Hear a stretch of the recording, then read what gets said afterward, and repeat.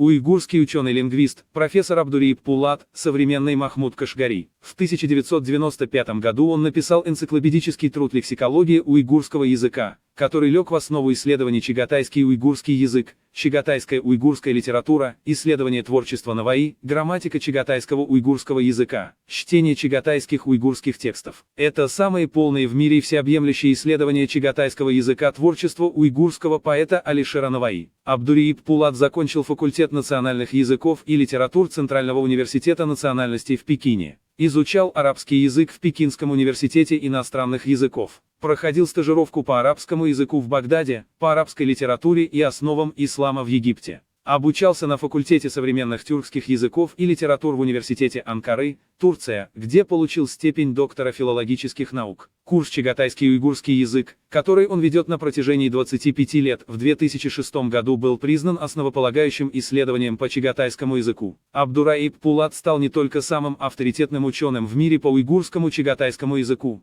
но и стоял у истоков научной школы, доказавшей преемственность уйгурского языка со времен уйгурского каганата до наших дней. Его ученик, доктор филологии Абдураим, специалист по транскрипции и переводу уйгурских рукописей в Институте документальных исследований Академии Дуньхуань. Более 5 лет он погружен в мир древних уйгурских манускриптов, ведя диалог с письменами прошлого. В сокровищнице богатейшей культуры Дуньхуана уйгурские рукописи сохранили уникальные исторические фрагменты, восполнившие пробелы в изучении истории уйгуров и всей Евразии. Уйгурское письмо было создано уйгурами в VIII веке, им записывали указы, религиозные каноны, литературные произведения, договоры и медицинские трактаты, оставив бесценное наследие. Как уйгур, Абдураим ощущает глубинную связь с древней уйгурской письменностью. Соотношение современного уйгурского и древнеуйгурского подобно связи современного китайского с древнекитайским. Древнеуйгурский – это уже мертвый язык, но общая уйгурская грамматика сохранилась. Свитки древних рукописей сильно фрагментированы. На некоторых страницах лишь несколько знаков, максимум десятки строк.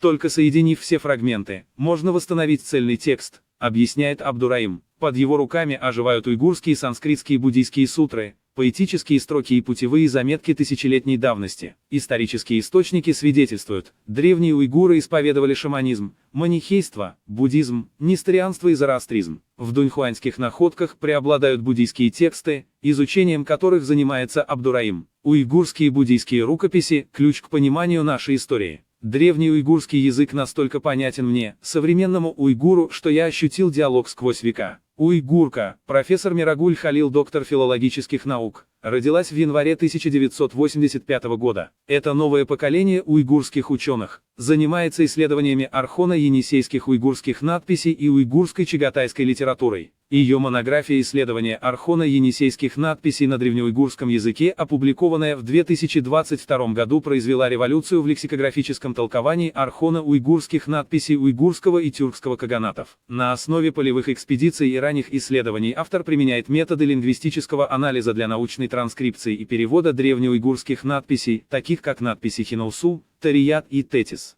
Ее труд подробно комментирует лексический и культурно-исторический контекст древних уйгурских надписей, затрагивая вопросы истории, географии, идеологии и социальных трансформаций уйгурского каганата. Языковой код тысячелетней цивилизации уйгуров. Происхождение уйгурского языка восходит к древнеуйгурскому языку VIII века. Когда уйгуры еще в монгольских степях изобрели свою письменность, они вряд ли могли предположить, что она впоследствии станет прародительницей монгольской и маньчжурской письменностей. К XV веку, во времена Чагатайского ханства, на историческую арену выходит уйгурский чагатайский язык, основанный на арабской графике, с такими шедеврами, как Кутадгу-Белик, благодатное знание великого уйгурского философа Юсуп Хас-Хаджиб.